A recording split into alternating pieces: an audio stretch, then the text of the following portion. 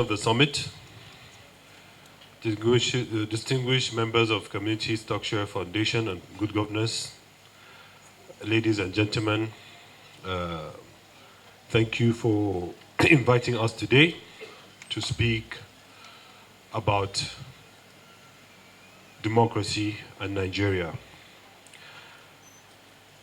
I'm going to read from the speech that was prepared by his distinguished Senator David Mark, and then I'm going to do a few comments because my elder brother has discussed some of the things that were in the speech. Okay, all protocols observed.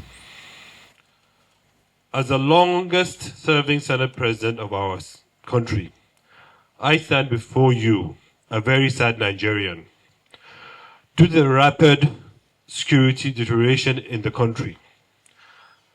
I will not go far back to May 29, 2023, when the unfolding tragedy of the Tinubu administration was fostered on us. Ladies and gentlemen, I will restrict myself to the tragedies and gross incompetence vested on our country in the last 1 week. A serving Brigadier General, Musa Oba, and the gallant men he led were ambushed by terrorists said to be of the ISWAP variant. The media reported casualties on our side, including the eventual capture of the courageous general in yet unexplained circumstances. Rather than investigate the case, the reaction of the government, as is usual in its propaganda mode, was to deny. It claimed that the general and his men were safe. But on Monday, November 17, 2025, the terrorists announced the execution of the general. Only then did the Tinubu presidency acknowledge the tragedy. Another tragedy involved the country that same day.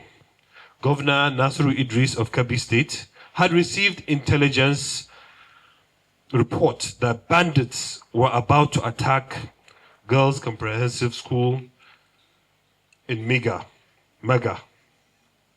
He immediately summoned a security meeting.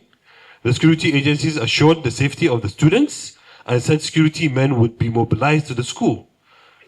The governor recounted that the military were deployed, but they later withdrew by 3 a.m. And by 3:45 a.m., the incidents happened. 25 of students were abducted. The principal had gunshots, while the vice principal was shot dead. This was a clearly avoidable tragedy.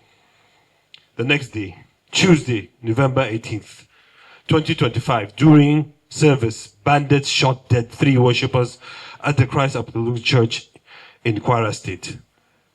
38 other worshippers at the church were abducted, with the bandits demanding 100 million ransom each. 3 days later, 215 students and a dozen teachers of St. Mary's School in Naija State were abducted.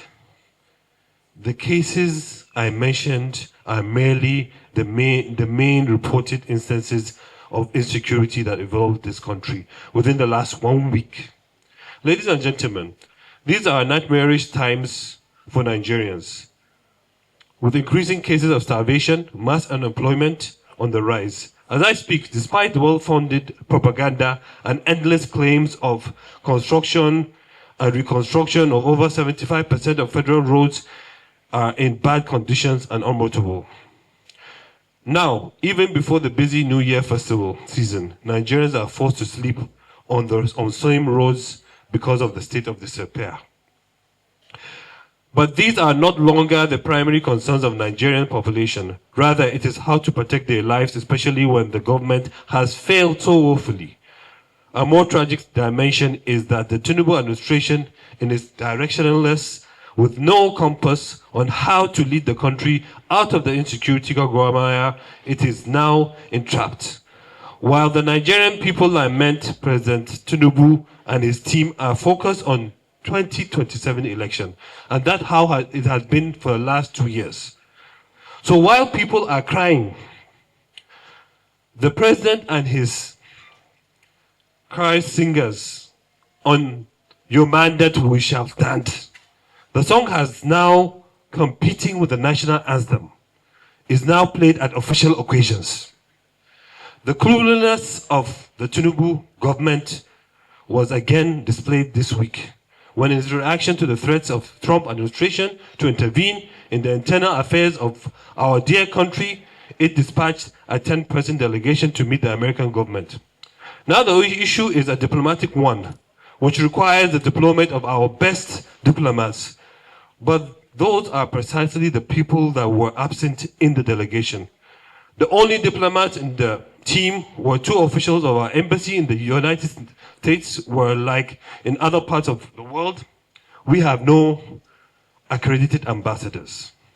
The 8 delegates sent from Nigeria were a professional policeman, Malan Nuhu Rubadu, who is the National Security Advisor, 2 of his staff, Her Excellency Bianca Ojukwu, Minister of State for Foreign Affairs, who is not a diplomat, the Inspector General of Police, Mr. Kayode Obugutu, Attorney General of the Federation, Chief Lateef Fagbemi, the Chief of Defense Staff,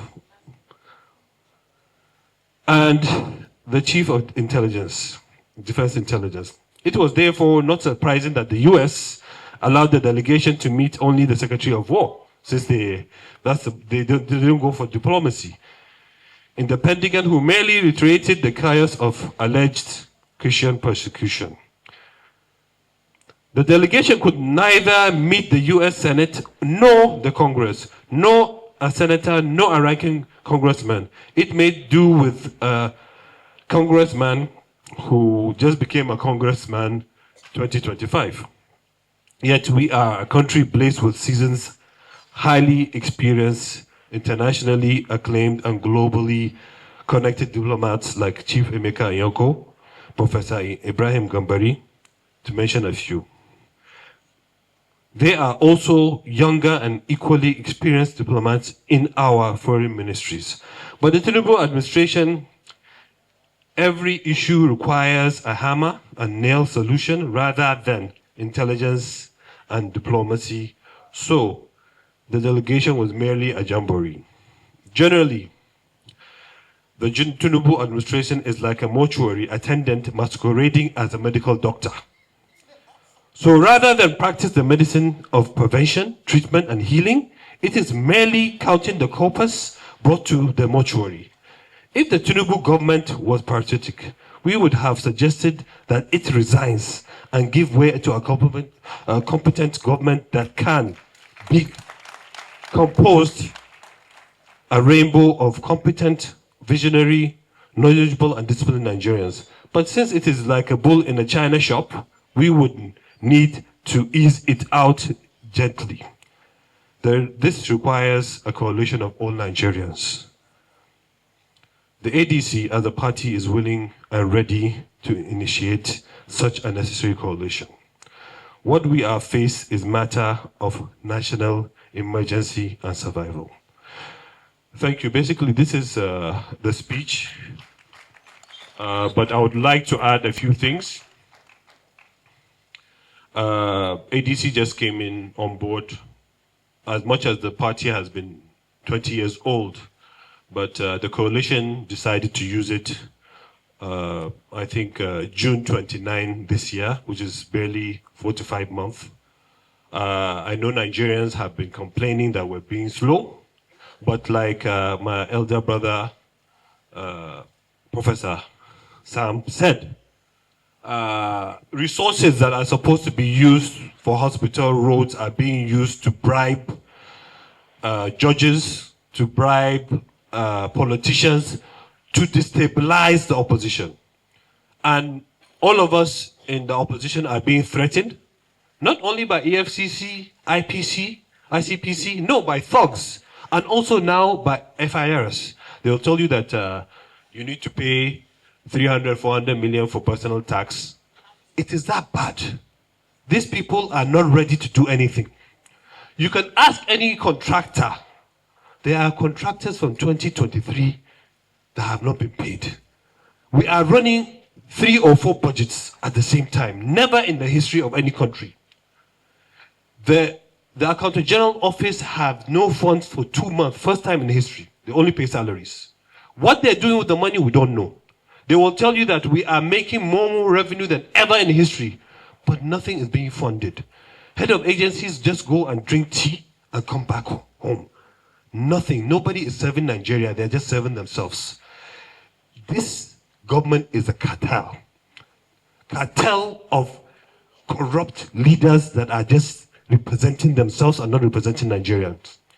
And everybody knows here, just less than 9 months into the administration, they started campaigning for 2027. It is a very sad situation that we find ourselves. ADC is a party whereby everybody is welcome. We have fifth columnists, yes, but we're trying very hard and we're going to make sure that it's going to be the platform that will save the country from where we are today. Internal party democracy is very important. We have to make sure that the right people get the tickets for our party. It's not going to be easy, but that's what we are working for. Party supremacy is going to be very important and is important for the party, whereby the president or the governor is not bigger than the party, whereby the president will not be summoning the chairman to the villa. If there's any meeting, the president will come and meet the party. Party manifesto has to be adhered 100%. Governors will not be working at crosshairs. We have to have an agenda. The party has constituted a 50-man manifesto and policy committee that we hope by January will tell Nigerians what our plans are for every sector. And Nigerians have to hold us accountable on it. Nigerians, because right now, sorry, I'm going to finish very soon. Right now, the 3 arms of government are just one arm of government. We don't have executive, we don't have the judiciary, they're all under the executive. And that's the situation we find Nigerians. The last thing I want to say is that I was somehow happy with the pronouncement that Trump did 2 weeks ago. As much as I wish it was different. I wish he said that the government has failed Nigerians, Muslims, Christians, Tiv, Igbos. He has failed everybody and told that it will make us united. But unfortunately, the pronouncement is just dividing us. And I think we have to find a way to overcome those divisions so that we unite and look at 2027. It's a do or die. Yes, it's a do or die. And the fact is, I'm hoping that all the governors, I'm calling for all the governors of Nigeria, please, all of you should move to the APC so that 2027 will be Nigerians against their oppressors. Thank you.